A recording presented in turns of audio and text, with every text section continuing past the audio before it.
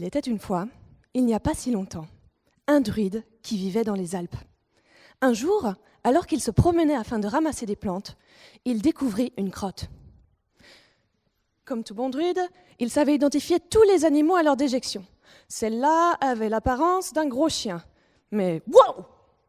C'était pas l'odeur d'un bon chien chat élevé à la croquette. C'était une odeur qu'il avait connue il y a très longtemps, une odeur de carnivore, de prédateur, de sauvage. C'est bien sûr, oui, c'était une crotte de loup. Après avoir disparu de France, il était de retour. Aussitôt, le druide rapporta l'information aux autres druides. La nouvelle se répandit dans le pays, et les bergers commencèrent à avoir peur pour leurs moutons. De plus, le loup étant une espèce protégée, il fallait absolument répondre à cette question. « Loup y es-tu ? Où est le loup ?» Mais ce n'est pas si facile de les voir.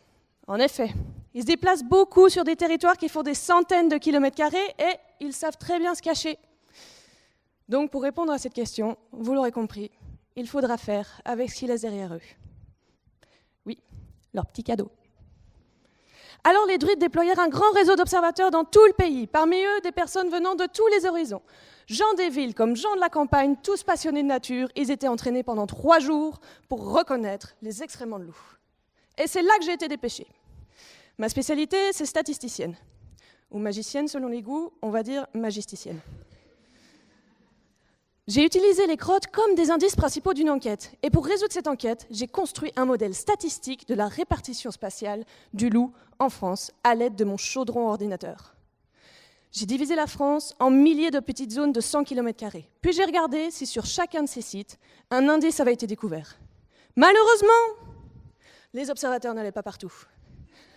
En retraçant leur trajet, j'ai découvert des lieux où des centaines de personnes se rendaient chaque année. Ils savaient que le loup était présent à ces endroits les années précédentes. À l'opposé, j'ai découvert des lieux où personne n'allait. Désormais, pour savoir si le loup était présent là où on avait peu ou pas cherché, j'ai regardé où il aimait aller. Tous mes lieux avec des indices qui avaient été trouvés. Ils doivent bien avoir des points communs. Altitude, forêt, etc. Si un lieu n'avait pas été visité, mais possédait une grande partie de ces points communs, il y avait une grande probabilité pour que le loup s'y trouve.